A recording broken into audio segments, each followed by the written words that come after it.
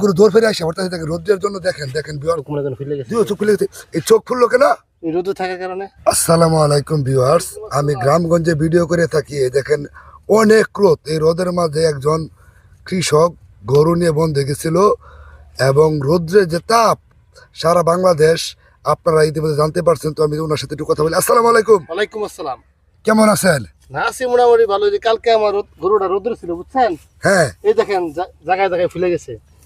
এসেন দুই গরু চোখ ফুলে গেছে, চোখ ফুলে গেছে আর কি।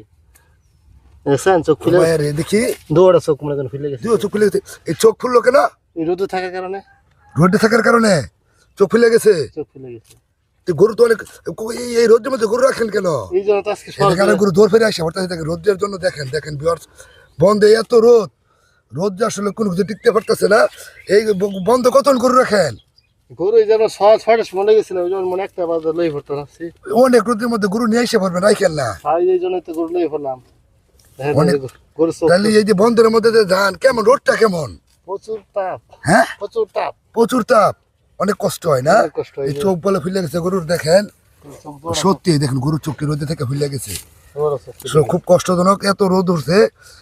আচ্ছা ঠিক আছে, হ্যাঁ তে ভালো থাকেন। আচ্ছা ঠিক আছে। আচ্ছা জি, এই দেখেন ভিউয়ার্স যে আরেক গরু এখানে রোদ যে দৌড় ফেরে আসে এখানে খাইতেছে। দেখেন কেমন রোদ, রোদের তাপে গরু চলে যাইতেছে। দেখেন বাড়ি ভাই,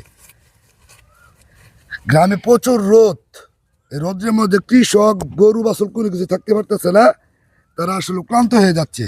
তো আমি এই ধরনের ভিডিও করে থাকি। আমার ভিডিও যদি ভালো লাগে লাইক কমেন্ট শেয়ার